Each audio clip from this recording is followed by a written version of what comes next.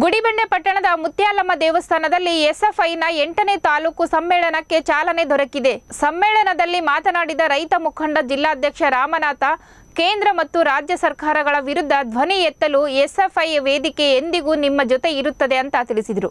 ಇದೇ ವೇಳೆ 8ನೇ ತಾಲೂಕು ಸಮ್ಮೇಳನ ನೂತನ ಸಮಿತಿ ರಚಿಸಲಾಗಿದ್ದು, ಅಧ್ಯಕ್ಷ ಅಂಬಿಕಾ, ಕಾರ್ಯದರ್ಶಿ ಸಂತೋಷ್ ಆಗಿ ಆಯ್ಕೆಯಾಗಿದ್ದಾರೆ. ಆಮೇಲೆ ನಮ್ಮ ತಾಲೂಕಿಗೆ ಶಿಕ್ಷಕರಿದ್ದಾರ, ನಮ್ಮ ಬಡ ಮಕ್ಕಳು ಓದ್ತಾ ಇದ್ದ ಸ್ಕೂಲಲ್ಲಿ ರೈತರ ಮಕ್ಕಳು ಇದ್ದಾರೆ, ಅವ್ರಿಗೆ ಶಿಕ್ಷಕರಿದ್ದಾರ ಇಲ್ವಾ ಅನ್ನೋದು ಗಮನನೇ ಇಲ್ಲ. ಅವ್ರಿಗೆ ಯಾರು ಬೇಕಾಗಿಲ್ಲ, ಶಿಕ್ಷಕರು ಬೇಕಾಗಿಲ್ಲ, ಯಾರು ಬೇಕಾಗಿಲ್ಲ. ಅವ್ರು ಓಟ್ ಹಾಕ್ಸ್ಕೊಂಡಿದ್ರೆ ಗೆದ್ಕೊಂಡಿದ್ರೆ ಮನೆಯಲ್ಲಿದ್ದಾರೆ. ಅದನ್ನು ನೀವು ಏನ್ ನಮ್ ಶಿಕ್ಷಕರಿಲ್ಲ ಅಂತ ಹೇಳ್ಬಿಟ್ಟು ನೀವು ಬೀದಿಗಳು ಬಂದು ಹೋರಾಟ ಮಾಡೋ ಸಂದರ್ಭದಲ್ಲಿ ಅವ್ರ ಗಮನ ಸೆಳೆಯಬೇಕು. ಆದ್ರೆ ಇವತ್ತು ವಿದ್ಯಾರ್ಥಿಗಳು ಹಂಗೆ ಆಗುತ್ತೆ. ಯಾರೇ ಆಗ್ಲಿ ಹೋರಾಟ ಬೇಕಾಗಿಲ್ಲ, ಯಾವುದೇ ರೀತಿ ಅಂತ ನಮ್ ಶಿಕ್ಷಕರಿಲ್ವಾ, ಪಾಠ ನಡೆಯಲ್ವಾ, ಅವಾಯ್ತು ನಾವೇನಿದ್ರೆ ಓದ್ಕೊಂತೀವಿ ಹೋಗ್ತೀವಿ ಅನ್ನೋ ಮನಸ್ಥಿತಿಗೆ ಬಂದಿದೆ. ನಿಮ್ಮಲ್ಲಿ ಇರ್ಬೇಕು, ನೀವು ಶಿಕ್ಷಕರು ಕೇಳಬೇಕು.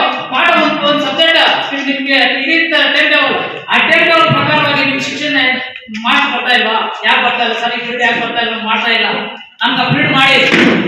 ಇಂಗ್ಲಿಷ್ ಅಲ್ಲೇ ಜಾಸ್ತಿ ನಮ್ಮ ಗ್ರಾಮೀಣ ವಿದ್ಯಾರ್ಥಿಗಳು ಕೈ ಆಗ್ತಾರೆ. ಇಂಗ್ಲಿಷ್ ಇಲ್ಲಿರೋ ಶಿಕ್ಷಕರೇ ಇಲ್ಲ, ನಾವು ಕೇಳೋದಿಲ್ಲ. ಅದನ್ನ ನಾವು ಗಮನ ಹರಿಸಬೇಕು. ನಮ್ಮ ಫೀಸ್ ₹1 ಜಾಸ್ತಿ ಆಗಿದೆ ಅಂದ್ರೆ ಹೋರಾಟ ಮಾಡ್ಬೇಕು. ನಾವು ನಮ್ಮ ಜನಪ್ರತಿನಿಧಿಗಳು ಯಾರೇ ಆಗಲಿ, ಯಾಕೆ ಫೀಸ್ ಜಾಸ್ತಿ ಮಾಡಿದ್ರಿ ಅಂತ ಹೇಳ್ಬಿಟ್ಟು ಯಾರು ಕೇಳೋದಿಲ್ಲ. ಇವತ್ತು ನಾವು ವಿದ್ಯಾರ್ಥಿಗಳೇ